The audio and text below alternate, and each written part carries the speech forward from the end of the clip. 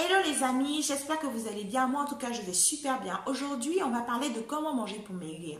Mais c'est une grande thématique dans laquelle il y a plusieurs choses. Aujourd'hui on va parler de balance énergétique. Comment la balance énergétique peut nous aider à créer un déficit calorique pour maigrir. D'abord c'est quoi la balance énergétique?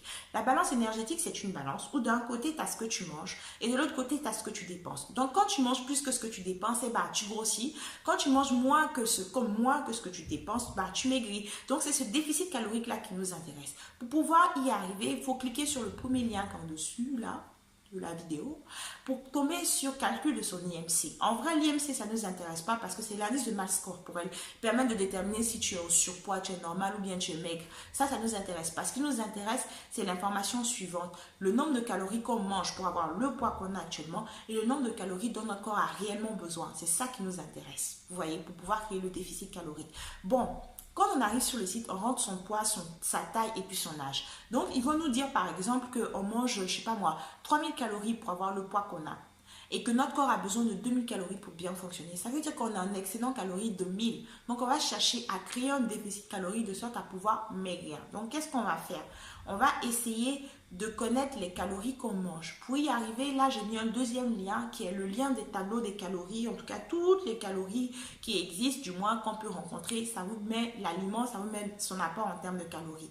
Donc, on va aller sur le tableau, on ne va pas regarder tous les aliments, on va regarder ce qui nous intéresse. Ce qui nous intéresse, c'est quoi? C'est les aliments qui font partie de notre culture. Moi, je suis d'origine africaine, donc qu'est-ce que je vais regarder comme aliment? Je vais regarder, par exemple, le riz, la banane plantain, la banane fruit, l'avocat, ce genre de nourriture-là, parce que c'est ce que j'ai l'habitude de manger. Vous voyez? Et donc, en fonction de ça, je regarde les calories et je les note ou bien même j'essaie de les imprimer dans ma tête pour pouvoir par la suite constituer mes repas de sorte à pouvoir atteindre mes 2000 calories de manière journalière. Vous voyez ce que je veux dire? C'est comme ça qu'on arrive à constituer ses repas et on arrive à peu près suivre le nombre de calories qu'on met dans son assiette si on veut réellement maigrir. Sinon, on peut faire d'une autre manière qui est un peu peut-être brouillon, mais qui est beaucoup plus, qui sera beaucoup plus, je dirais, adapté si on n'est pas une personne qui aime calculer ses calories. Mais par contre, on doit aimer cuisiner. Dans tous les cas, il faut cuisiner. Il faut vraiment se mettre en tête que quand on cuisine soi-même, c'est que comme ça qu'on peut réellement maîtriser les choses, qu'on peut réellement savoir ce qu'on met dans notre assiette, ne pas se laisser tromper ou bien avoir plus de calories dont on a besoin. Il faut vraiment penser à tout le temps cuisiner soi-même. Donc je disais, soit on compte toutes ces calories, on essaie d'être vraiment rigoureux. Moi, c'est ce que je vous conseille réellement de faire parce que comme ça, vous aurez réellement un suivi et vous ne serez pas vraiment perdu. Ou bien vous essayez de manger de manière un peu intelligente. Ça veut dire que quoi? Ça veut dire si vous mangez trop gras par exemple ou que vous faites un écart, ce n'est pas la fin du monde, ce n'est pas grave. Le tout, c'est de créer un déficit calorique. Donc qu'est-ce qui va se passer? Si vous avez mangé trop gras par exemple, vous allez prendre du temps pour aller marcher. Tout le monde créer tous les prétextes possibles pour marcher, pour se déplacer, pour déplacer un meuble, en tout cas se bouger.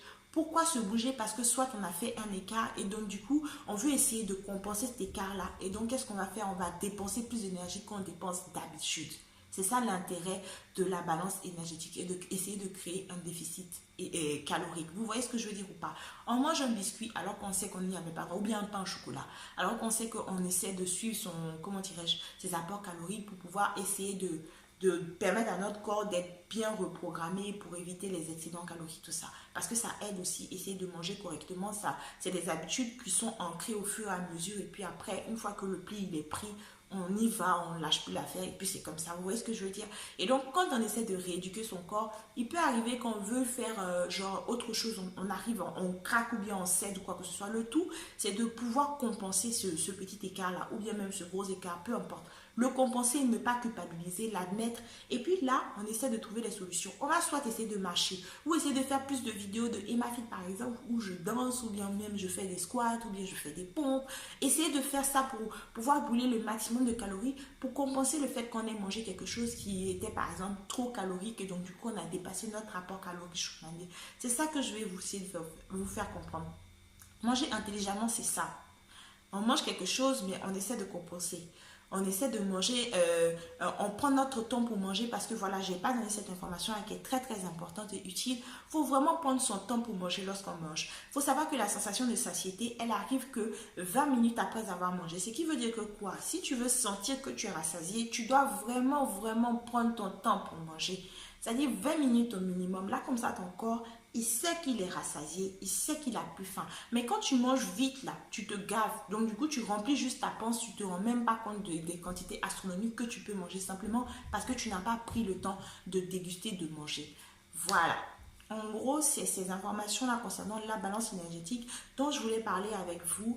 La semaine prochaine, le vendredi prochain, on parlera d'autres choses en rapport à comment manger pour maigrir. J'espère vraiment que ce que je vous ai donné comme info là, ce sera utile pour vous et que ça vous aidera à mieux appréhender les choses, du moins l'alimentation. Je vous fais des gros bisous. Je vous invite aussi à me suivre sur mes, comment dirais-je, mes réseaux sociaux. Ceux qui sont abonnés sur ma fille, c'est bien. Ceux qui ne me suivent pas encore sur Instagram, vous pourrez y aller pour voir ce que j'y propose. Je vous fais des gros bisous. Je vous dis à demain pour une vidéo fitness aussi où je vais vous lancer un autre challenge. Au revoir la famille.